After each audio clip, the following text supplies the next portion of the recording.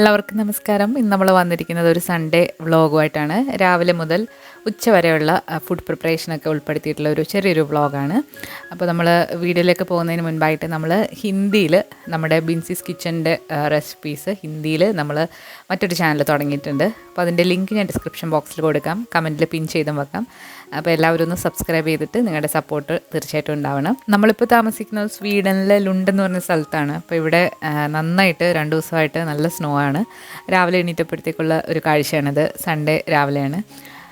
അപ്പോൾ നല്ലതായിട്ട് സ്നോ വീഴുന്നുണ്ടായിരുന്നു. കഴിഞ്ഞ തവണയൊക്കെ ഡിസംബർ 1 ആ ഒരു സമയത്തായിരുന്നു സ്നോ വീണിട്ടുണ്ടായിരുന്നത്. ഇപ്പോൾ ഒരു നവംബർ 20 ആയപ്പോഴത്തേക്ക് സ്നോ വീണിട്ടുണ്ട്. അപ്പോൾ നമ്മൾ രാവിലത്തെ പരിപാടിയൊക്കെ തുടങ്ങുന്നതിന് മുൻപായിട്ടൊരു മോർണിംഗ് ഡ്രിങ്ക് കുടിക്കാറുണ്ട്. അപ്പോൾ ഇന്ന് നമ്മൾ കുടിക്കുന്നത് സെലറി വെച്ചിട്ടുള്ളൊരു ഡ്രിങ്കാണ്. സെലറിയും അതുപോലെ തന്നെ ഗ്രീൻ ആപ്പിളും ജിഞ്ചറും ലൈമും കുക്കുംബറും കൂടെ കുറച്ച് വെള്ളം കൂടെ ഒഴിച്ചിട്ട് നന്നായിട്ട് ബ്ലെൻഡ് ചെയ്തിട്ട് ഉള്ള ജ്യൂസാണ്. അപ്പോൾ ഇത് ഫ്രിഡ്ജിൽ വെച്ചിരിക്കുകയാണ് കുപ്പിയിൽ ഒരുമിച്ച്. അപ്പോൾ അത് തണുപ്പായതുകൊണ്ട് കുറച്ചൊരു ചൂടുവെള്ളം കൂടെ ഒഴിച്ചിട്ട് കുടിക്കും. ഇത് ഭയങ്കര നല്ലതാണ് നമ്മുടെ ഹെൽത്തിന്. നല്ലൊരു ഡീറ്റോക്സ് ഡ്രിങ്കാണ്. അപ്പോൾ ഇതിൻ്റെ വിശദമായിട്ടുള്ള റെസിപ്പി നമ്മൾ നമ്മുടെ മറ്റ് ചാനലായിട്ടുള്ള ഡയറ്റ് മലയാളം ബിൻസിയിൽ ഷോർട്ടായിട്ട് അപ്ലോഡ് ചെയ്തിട്ടുണ്ട്. ലിങ്ക് ഞാൻ ഡിസ്ക്രിപ്ഷൻ ബോക്സിൽ കൊടുക്കാം. അപ്പോൾ ഇന്ന് രാവിലെ മക്കൾക്ക് നമ്മൾ ഉണ്ടാക്കാൻ പോകുന്നത് ദോശയും തേങ്ങാ ചമ്മന്തിയാണ്. ദോശയ്ക്കുള്ള മാവും അതുപോലെ തന്നെ അപ്പത്തിനുള്ള മാവും ഒക്കെ ഞാൻ ഒരുമിച്ച് കഴിഞ്ഞ ദിവസം തന്നെ അരച്ച് വെച്ചിട്ടുണ്ടായിരുന്നു. അപ്പോൾ അത് ഫ്രിഡ്ജിൽ ഫെർമെൻ്റായിട്ട് വെള്ളിയാഴ്ച രാത്രി അരച്ച് വെച്ചാണ്. അപ്പോൾ അതിപ്പോൾ ഫ്രിഡ്ജിൽ നല്ലതായിട്ട് ഫെർമെൻ്റായിട്ട് ഇരിപ്പുണ്ട്. ഫെർമെൻ്റായിട്ടാണ് ഫ്രിഡ്ജിൽ എടുത്ത് വെക്കേണ്ടത്. അപ്പോൾ ചമ്മന്തിയാണ് ഇവിടെ മക്കൾക്ക് സാമ്പാറിനെക്കാട്ടിലും ദോശയുടെ കൂടെ ഇഷ്ടം. നമ്മൾ ചുവന്ന കളറുള്ള തേങ്ങാ ചമ്മന്തിയാണ് അരയ്ക്കുന്നത്. അപ്പോൾ ഫ്രോസൺ ആയിട്ടുള്ള തേങ്ങ കുറച്ച് നേരം ഒന്ന് മൈക്രോവേവ് ചെയ്തെടുത്തിട്ടുണ്ട്.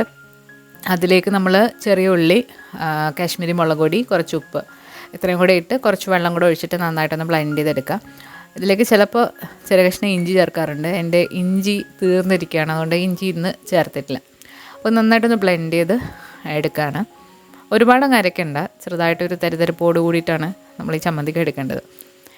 നമ്മളൊരു ചീനിച്ചട്ടിയിൽ എണ്ണ ഒഴിച്ച് ചൂടാക്കാനായിട്ട് വെച്ചിട്ടുണ്ട്. കടുകിട്ട് നന്നായിട്ട് പൊട്ടി വന്നിട്ടുണ്ട്. അതിലേക്ക് ചെറിയ ഉള്ളി വട്ടത്തിൽ അരിഞ്ഞതും പിന്നെ ഫ്രഷ് ആയിട്ടുള്ള കറിവേപ്പില കിട്ടിയിട്ടുണ്ടായിരുന്നു. അപ്പോൾ അതും കൂടി ഇട്ടിട്ട് നന്നായിട്ടൊന്ന് വഴറ്റിയെടുക്കുക. തീ ഒന്ന് കുറച്ച് വെച്ചിട്ട് നമ്മൾ അരച്ച് വെച്ചിരിക്കുന്ന ചമ്മന്തിയും കൂടെ ഇതിലേക്ക് ഒഴിച്ചിട്ട് കുറച്ച് വെള്ളം കൂടെ ഒഴിക്കുക. ഒരുപാടങ്ങ് ലൂസായി പോകരുത്, കുറച്ചൊരു കുറുകി വേണം ഇരിക്കാനായിട്ട്. നല്ല ടേസ്റ്റ് ആയിട്ടുള്ള ചമ്മന്തിയാണ്. നമുക്ക് ദോശ ഉണ്ടാക്കാം. ദോശ ഉണ്ടാക്കാനായിട്ട് നമ്മൾ തവ എടുത്തിട്ടുണ്ട്. എണ്ണ നന്നായിട്ടൊന്ന് തൂത്ത് വെക്കുക.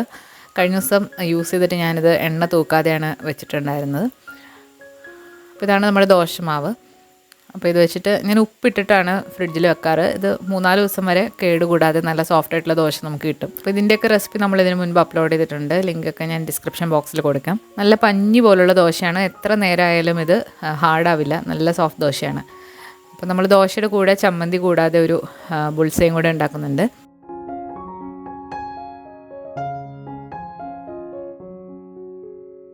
ഞാൻ ഹസ്ബൻഡും കഴിച്ചത് ഓവർനൈറ്റ് ഓട്സാണ്. അപ്പോൾ ഇത് ഇന്നലെ തലേദിവസം ആക്കി വെച്ചിട്ടുണ്ടായിരുന്നു. അപ്പോൾ അത് ആണ് കഴിച്ചത്. അപ്പോൾ ഓവർനൈറ്റ് ഓട്സിൻ്റെ വിശദമായിട്ടുള്ള റെസിപ്പി നമ്മൾ വരും ദിവസങ്ങളിൽ അപ്ലോഡ് ചെയ്യുന്നതാണ്. കാണാൻ താല്പര്യം ഉണ്ടെങ്കിൽ കമൻറ്റ് ചെയ്യാം. അപ്പോൾ നമ്മൾ ബ്രേക്ക്ഫാസ്റ്റൊക്കെ കഴിച്ചിട്ട് നമ്മുടെ ഹോബ് നന്നായിട്ട് വൃത്തികേടാവും. നമ്മൾ ഈ കടുകൊക്കെ പൊട്ടിക്കുമ്പോഴത്തേക്ക് എണ്ണയും കടുകൊക്കെ തെറിച്ചിട്ട് ആകെ വൃത്തികേടാവും. നമ്മൾ വീഡിയോ ഒക്കെ ഷൂട്ട് ചെയ്യുമ്പം അഴുക്കിരുന്നാലൊരു വൃത്തികേട് തന്നെയാണ്. അപ്പോൾ നമ്മളിന്ന് ഉച്ചയ്ക്ക് എൻ്റെ ഹസ്ബൻഡിൻ്റെ ഫേവറേറ്റ് ആയിട്ടുള്ള കുറച്ച് ഐറ്റംസാണ് ഉണ്ടാക്കുന്നത്. അപ്പോൾ അതിൽ ആദ്യത്തെ ഒന്നാണ് ചക്ക വെച്ചിട്ടുള്ളൊരു എരിശ്ശേരിയാണ്. ചക്ക വേവിക്കുന്നതോ ചക്ക എരിശ്ശേരിയോ ഭയങ്കര ഇഷ്ടമാണ്. അപ്പോൾ നമ്മൾ ഫ്രോസൺ ചക്ക ഇവിടെ വാങ്ങിക്കാൻ കിട്ടും, ഡെയിലി ഡിലൈറ്റിൻ്റെ. അപ്പോൾ അത് നോർമലായതിനു ശേഷം അരിഞ്ഞിട്ടൊരു പ്രഷർ കുക്കറിലേക്ക് ഇട്ട് കൊടുത്തിട്ടുണ്ട്. കുറച്ച് മഞ്ഞൾപ്പൊടിയും ഉപ്പും പിന്നെ 1 കപ്പ് വെള്ളം കൂടെ ഒഴിച്ചിട്ട് ഇതൊരു 2-3 വിസിലൊന്ന് അടുപ്പിച്ചെടുക്കുകയാണ്. പിന്നെ വേണ്ടത് തേങ്ങയാണ്. ഈ തേങ്ങ എന്ന് പറയുന്നത് അരയ്ക്കാനും അതുപോലെ തന്നെ കുറച്ചൊന്നും നമ്മൾ വറുത്ത് വിടുന്നുണ്ട്. പച്ചമുളക്, കറിവേപ്പില, പിന്നെ ഒരു മീൻകറി വെക്കുന്നുണ്ട്. അതിന് വേണ്ടിയിട്ടുള്ള ഉള്ളി വെളുത്തുള്ളിയൊക്കെ ഒന്ന് ചതച്ചും അവിടെ വെച്ചിട്ടുണ്ട്. അപ്പോൾ ഇതാണ് നമ്മൾ മീൻകറി ഉണ്ടാക്കാനായിട്ടുള്ള മീൻ. ഇത് സീ ബ്രീം എന്ന് പറഞ്ഞിട്ടുള്ള ഒരു മീനാണ്. നല്ല ടേസ്റ്റ് ആയിട്ടുള്ള മീനാണ്, ഫ്രഷ് ആയിട്ടുള്ള മീനാണ്. അപ്പോൾ അത് ക്ലീനാക്കി എടുത്തിട്ടുണ്ട്. ചെറിയ ചെറിയ പീസുകളാക്കി കട്ട് ചെയ്തെടുത്തിട്ടുണ്ട്. അപ്പോൾ ഇത് കട്ട് ചെയ്ത ഈ പീസുകളിലേക്ക് നമ്മൾ കുറച്ച് പച്ചമുളക് അരിഞ്ഞതും അതുപോലെ കറിവേപ്പില, കുടംപുളി ഇതെല്ലാം ഇട്ട് വെച്ചു. പിന്നെ ഒരു ഫ്രൈങ് പാനിൽ നമ്മൾ കുറച്ച് എണ്ണ ഒഴിച്ചിട്ടുണ്ട്. ഉലുവ ഒന്ന് പൊട്ടി വന്നപ്പോഴത്തേക്ക് നമ്മളിതിലേക്ക് വെളുത്തുള്ളി അതുപോലെ തന്നെ ചെറിയ ഉള്ളി, കറിവേപ്പില, ഇഞ്ചി എൻ്റെ കയ്യിൽ തീർന്നായിരുന്നു, അപ്പോൾ ഇഞ്ചി ചേർത്തിട്ടില്ല. ഇഞ്ചിയുള്ളൊരു ഇഞ്ചി കൂടെ ചേർക്കുക. പിന്നെ ഒരു 1/4 ടീസ്പൂൺ മഞ്ഞൾപ്പൊടി, ഒരു 3.5 ടീസ്പൂൺ കാശ്മീരി മുളക് പൊടി, ഒരു 1.5 ടീസ്പൂൺ മല്ലിപ്പൊടി, ഇത്രയും കൂടെ ചേർത്തിട്ട് പച്ചമണം നന്നായിട്ടൊന്ന് മാറ്റിയെടുക്കുക. ഒരു ബ്രൗൺ നിറമായി വന്നു കഴിഞ്ഞാൽ നമുക്കിതിലേക്ക് വെള്ളം ഒഴിച്ചിട്ട് നന്നായിട്ട് തിളപ്പിച്ചെടുക്കാം.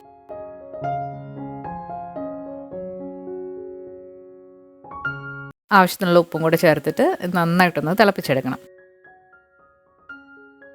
അപ്പോൾ നന്നായിട്ട് തിളപ്പിച്ചെടുത്തിട്ടുണ്ട്. ഇനി ഇത് നമുക്ക് മീനിലേക്ക് ഒഴിച്ചു കൊടുത്തിട്ട് നന്നായിട്ട് തിളപ്പിച്ചെടുക്കാം. അപ്പോൾ ഈ ചട്ടി നമ്മുടെ ഇൻഡക്ഷൻ അടുപ്പിൽ വർക്കാവില്ല. അപ്പോൾ നമ്മൾ ഒരു ഗ്യാസ് അടുപ്പിലാണത് ചെയ്യുന്നത്. ഇനി നമുക്ക് എരിശ്ശേരിക്ക് വേണ്ടിയിട്ട് നമ്മൾ ആ തേങ്ങയിൽ നിന്ന് കുറച്ചൊന്ന് മാറ്റി വെച്ചിട്ടുണ്ട്. അതിലേക്ക് കുറച്ച് വെളുത്തുള്ളി, ചെറിയ ഉള്ളി, ചെറിയ ജീരകം, അതുപോലെ തന്നെ പച്ചമുളക്, കറിവേപ്പില ഇത്രയും കൂടി ചേർത്തിട്ട് കുറച്ച് വെള്ളം കൂടെ ഒഴിച്ചിട്ട് നന്നായിട്ടൊന്ന് അരച്ചെടുക്കാം. അതേസമയം നമ്മുടെ ചക്കയൊക്കെ നന്നായിട്ട് വെന്ത് വന്നിട്ടുണ്ട്. നന്നായിട്ടൊന്ന് ഉടച്ചു കൊടുക്കാം. ഈ ചക്ക എരിശ്ശേരിയുടെ വിശദമായിട്ടുള്ള റെസിപ്പി നമ്മൾ ഇതിന് മുൻപ് അപ്ലോഡ് ചെയ്തിട്ടുണ്ട്. കണ്ടു നോക്കിയിട്ടില്ലാത്തവർ കണ്ടു നോക്കാം. അപ്പോൾ നമ്മൾ അരച്ച അരപ്പും കുറച്ച് വെള്ളം കൂടെ ഒഴിച്ചിട്ട് വീണ്ടും ഇത് നന്നായിട്ട് ഇളക്കിയെടുക്കുക. നാട്ടിലിപ്പോൾ ചക്കയുടെ സീസൺ ആണോ അല്ലയോ എന്നുള്ളത് കമൻറ്റ് ചെയ്യുക. അപ്പോൾ കറിയൊക്കെ അത്യാവശ്യം നന്നായിട്ട് തിളച്ച് വന്നിട്ടുണ്ട്. മറ്റൊരു പാത്രത്തിലേക്ക് നമ്മൾ മാറ്റാണ്. ഇനി നമ്മളിതിലേക്ക് കുറച്ച് കടുക്, ചെറിയ ഉള്ളി, പിന്നെ കുറച്ച് തേങ്ങ, വറ്റൽമുളക്, കറിവേപ്പില ഇത്രയും കൂടെ നന്നായിട്ട് മൂപ്പിച്ചതിന് ശേഷം താളിച്ചതിലേക്ക് ഒഴിക്കാം. വളരെ ടേസ്റ്റി ആയിട്ടുള്ളൊരു എരിശ്ശേരിയാണ്. ഇതുവരെ ഇങ്ങനെ ട്രൈ ചെയ്യാത്തവർ ട്രൈ ചെയ്ത് നോക്കാം. നമ്മുടെ മീൻകറി നന്നായിട്ട് തിളച്ച് വന്നിട്ടുണ്ട്.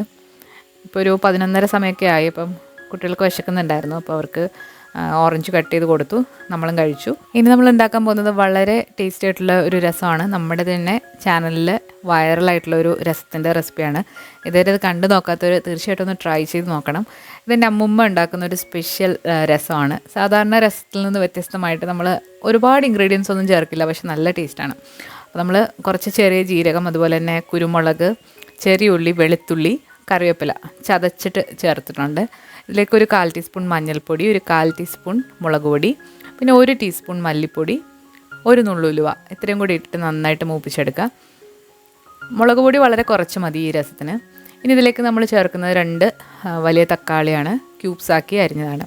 കുറച്ച് ഉപ്പും കൂടെ ഇട്ടിട്ട് നന്നായിട്ട് മിക്സ് ആക്കിയിട്ട് അടച്ച് വെച്ചൊന്ന് വേവിച്ചെടുക്കാം.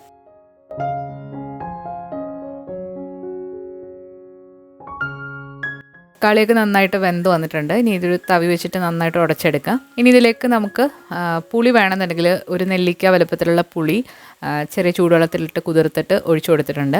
പിന്നെ 1 കപ്പ് വെള്ളം കൂടെ ഒഴിച്ചു കൊടുത്തു. 2.5 കപ്പ് വെള്ളം വരെ ഇതിലേക്ക് ഒഴിക്കാം. ഉപ്പൊക്കെ നോക്കിയിട്ടൊന്ന് അഡ്ജസ്റ്റ് ചെയ്യുകയാണ്. പിന്നെ ഒന്ന് തിള വരുമ്പോഴത്തേക്ക് നമ്മൾ 1 നുള്ള് കായപ്പൊടിയും കൂടെ ചേർത്തിട്ട് നന്നായിട്ട് തിളപ്പിച്ചെടുക്കാം. ഏറ്റവും അവസാനം ഇതിലേക്ക് കുറച്ച് മല്ലിയിലയും കൂടി ഇട്ട് കൊടുക്കുക. വളരെ ടേസ്റ്റി ആയിട്ടുള്ളൊരു രസമാണ്. അടച്ചു വെച്ച് കുറച്ച് നേരം കഴിഞ്ഞിട്ട് ഉപയോഗിക്കാം. ആ ഒരു സമയം കൊണ്ട് മക്കളെ എണ്ണയൊക്കെ മസാജ് ചെയ്ത് കൊടുത്തിട്ടുണ്ടായിരുന്നു. അവർ തന്നെ കുളിച്ചിട്ട് വന്നു. പിന്നെ നമ്മൾ ചോറ് കഴിഞ്ഞ ദിവസം ഉണ്ടാക്കിയ ചോറ് ഇരിപ്പുണ്ടായിരുന്നു. അപ്പോൾ അതൊന്ന് ചൂടാക്കി എടുത്തു. പിന്നെ അത് കഴിഞ്ഞിട്ട് ആഫ്റ്റർനൂൺ ലഞ്ചൊക്കെ കഴിഞ്ഞതിന് ശേഷം നമ്മൾ ഒരു കേക്കിൻ്റെ റെസിപ്പി ഷൂട്ട് ചെയ്തിട്ടുണ്ടായിരുന്നു. അപ്പോൾ അതിൻ്റെ റെസിപ്പി നമ്മൾ അപ്ലോഡ് ചെയ്തിട്ടുണ്ട്. ഒരു റോയൽ ഐസിങ് വെച്ചിട്ടുള്ള ഒരു അടിപൊളി ക്രിസ്മസ് കേക്കാണ്. കണ്ടു നോക്കിയിട്ടില്ലാത്തവർ കണ്ടു നോക്കുക, അതുപോലെ തന്നെ ട്രൈ ചെയ്ത് നോക്കുക.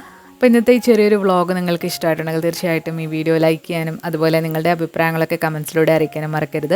വരും ദിവസങ്ങളിൽ നമ്മൾ കൂടുതൽ ക്രിസ്മസ് റെസിപ്പീസൊക്കെ അപ്ലോഡ് ചെയ്യുന്നതാണ്. എല്ലാവരും മറക്കാതെ കാണുക. അതുപോലെ തന്നെ നിങ്ങളുടെ ഫ്രണ്ട്സിനും കൂടെ ഒന്ന് ഷെയർ ചെയ്യാനും മറക്കരുത്. അപ്പോൾ നമ്മൾ ആദ്യം പറഞ്ഞ പോലെ നമ്മളുടെ ഹിന്ദിയിലുള്ള ബിൻസിസ് കിച്ചൺ എൻ്റെ ഹിന്ദി വേർഷൻ ചാനൽ നിങ്ങൾ ഇതുവരെ സബ്സ്ക്രൈബ് ചെയ്തിട്ടില്ല എന്നുണ്ടെങ്കിൽ അതുകൂടി ഒന്ന് സബ്സ്ക്രൈബ് ചെയ്യുക. പുതിയ റെസിപ്പി വീഡിയോകളുമായിട്ട് നമുക്ക് വീണ്ടും കാണാം. താങ്ക്